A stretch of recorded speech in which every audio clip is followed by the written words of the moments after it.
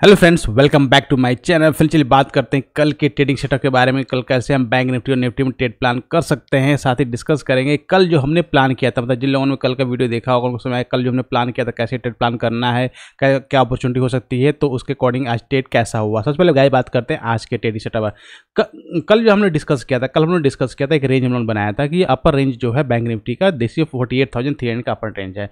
अगर bank Nifty इसके ऊपर निकलेगा तो एक बड़ा मूव देने की चांसेस हैं। सेकंड थिंग, लोअर रेंज हमारा कौन सा? लोअर रेंज हमारा ये था क्योंकि जो प्रीवियस जब मंथली एक्सपायरी थी, हमारी मंथली एक्सपायरी पूरी इस जोन में होकर रह गई थी। अब इस जोन में रहने की वजह से क्या हुआ कि हमारे कोई मूवमेंट तो आशंका क्या थी कि मार्केट में कि एक बड़ा मूवमेंट हो सकता है मंथली एक्सपायरी के बाद। अब मैं आपको एक और चीज़ बताता हूँ लास्ट कपल ऑफ डे से क्या हो रहा है। अगर आप देखें जो बड़ी कैंडल्स, एक बड़ी रेड कैंडल्स, एक बड़ी रेड कैंडल्स, बड़ी रेड कैंडल्स दैट मीन्स बड़ा गैप अप ओपन हुआ, शार्प सेलिंग देखने को मिली। अगेन बड़ा गैप अप, शार्प सेलिंग देखने में, मतलब प्रॉफिट बुकिंग। सेम आज इसके अपोजिट हुआ, मतलब बड़ा गैप डाउन ओपन हुआ लेकिन शार्प बाइंग देखने को मिली और विद इन फ्यू मिनट्स अगर आप देखेंगे तो पूरा जो रेंज था कवर कर लिया बैंक निफ्टी में। तो ये मतलब बहुत ही डेंजरस तरीके से मार्केट को मैनिपुलेट किया जा रहा है। मार्केट का मूव मतलब दोनों ही लेवल्स पे बहुत स्ट्रांगली प्ले किया जा रहा है। क्लियर। अब कल जो हमने डिस्कशन किया था कि मार्केट में जो रेंज है और ट्रेड कैसे हम प्लान करने वाले हैं, तो हमारा अपर रेंज ये था, लोअर रेंज हमारा ये था, लेकिन हम इससे भी लोअर रेंज हमारा बैंक यहाँ था, यहाँ पे बैंक निफ्टी ओपन हुआ और डायरेक्ट यहाँ से बाइंग देखने को मिली। अब मैं इस लाइन को थोड़ा सा हटाता हूँ। क्लियर। क्योंकि कल हम डिस्कस किया था कि इसके ऊपर जाएगा तो एक चांसेस है यहाँ से 100-150 पॉइंट का एक स्कैल्प ट्रेड आपको यहाँ पे मिलेगा। तो अगर आप देखेंगे स्कैल्प ट्रेड आपको इसको मिला। अब यहाँ पे इंपॉर्टेंट पॉइंट प्राइस सेक्शन का कि अगर आप देखें जो हमारे एग्जैक्ट उसी लेवल पे क्या हुआ, बैंक निफ्टी फर्स्ट टाइम आया, हिट किया, रिजेक्शन लिया, मार्केट नीचे आ गया, वापस जो लोअर रेंज हमारा था वहाँ से फिर से सपोर्ट लिया और फिर से मार्केट ने उसी रेजिस्टेंस लाइन को हिट किया और वापस से मार्केट नीचे आ गया। अब मैं आपको यहाँ पे इंपॉर्टेंट पॉइंट बताता हूँ क्या हुआ। अगर आप देखेंगे ध्यान से, बड़ी रेड ग्रीन कैंडल, लेकिन उसका रेड कैंडल्स छोटी छोटी बनी। ध्यान रखिएगा, छोटी छोटी। बड़ी red candle that means strong buyer. अब छोटी कैंडल्स बनी दैट मीन्स स्ट्रॉन्ग छोटे सेलर्स जो ट्राई कर रहे थे slowly slowly market push up. Again इन सारे जो सेलर्स थे इनको न्यूट्रलाइज किया one big green candle. Again neutralize हो गया, फिर वापस से they are trying hard to break this level और यहाँ मार्केट ने साफ जो ये रेंज बनाया था एक्सपायरी वाले दिन से उसी रेंज पे मूव करता रहा। अगेन स्ट्रॉन्ग स्लोली यहाँ पे मार्केट लेकर आए, सेलर्स को ट्राई किया hard but not luck. Again यहाँ पर अगर आप देखेंगे, अगेन जो ये कैंडल थी 50% ऑलमोस्ट जो है रिट्रेस कर ले प्रीवियस कैंडल का। और मैं हमेशा कहता हूँ अगर प्रीवियस कैंडल का 50% रिट्रेसमेंट कर लेती दैट मीन्स यहाँ पे बायर ज़्यादा स्ट्रॉन्ग है।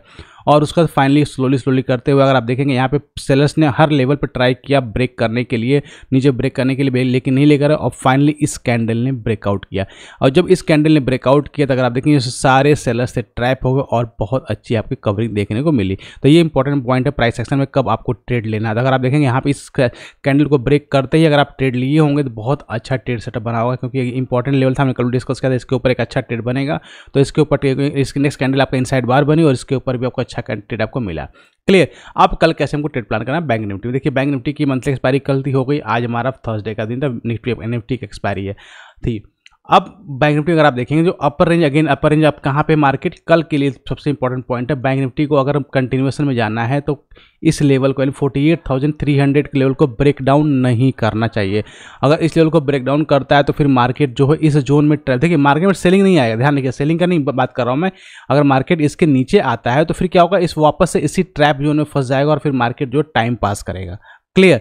लेकिन मार्केट अगर इस लेवल के आसपास आके सपोर्ट बनाता है, ध्यान रखिए मार्केट इस लेवल का सपोर्ट लेता है तो फिर एक साफ बाइंग देखने को मिलेगी। क्योंकि अगर आप देखेंगे इस जो लेवल है, जो ये हमारा स्विंग लो है, स्विंग हाई है, तो इसका 50% रिट्रेसमेंट कहाँ पर आ रहा है, इसका 50% और 68% रिट्रेसमेंट लेवल यहाँ पे। This one 50%, this one 6.18 level. तो ये इंपॉर्टेंट पॉइंट है कि इसके ऊपर से ही मार्केट को मूव कर जाना चाहिए। अगर इसके ऊपर मार्केट मूव नहीं करता है देन ट्रैप में फंस जाएगा।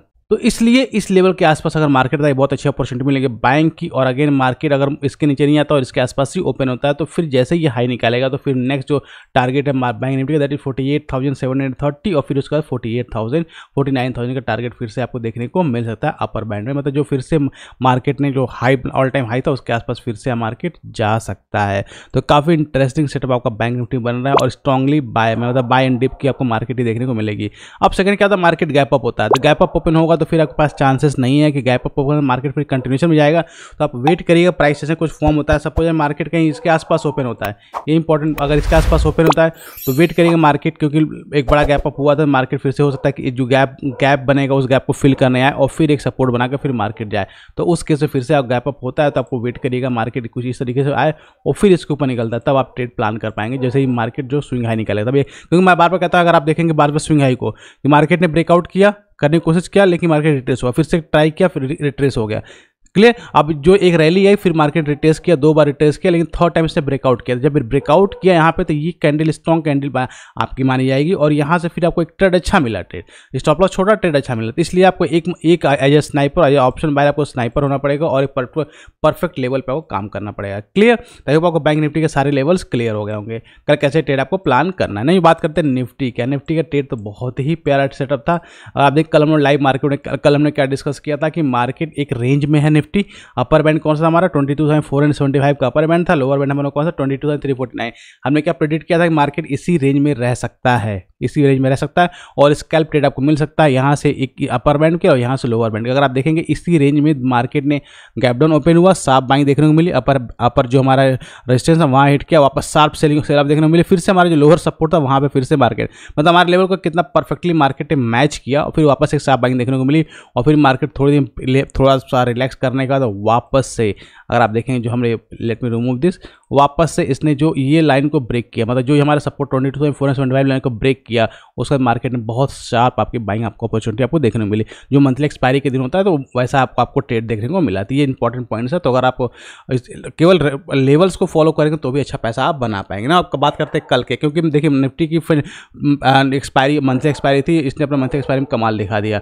अब कल के लिए इंपॉर्टेंट पॉइंट क्या, वापस अगर मार्केट को आपको निफ्टी जो है 22,475 के आसपास मिलती है, इस लेवल के आसपास मिलती है तो काफ़ी अच्छा लेवल है बाय करने के लिए, क्लियर। लेकिन अगर इस लेवल को नीचे ब्रेक डाउन करती है तो फिर आप लेवल, फिर आपकी मार्केट इस ट्रैप में आ जाएगी, फिर मार्केट में केवल प्रीमियम हिट होगा और कुछ आपको देखने को नहीं मिलने वाला।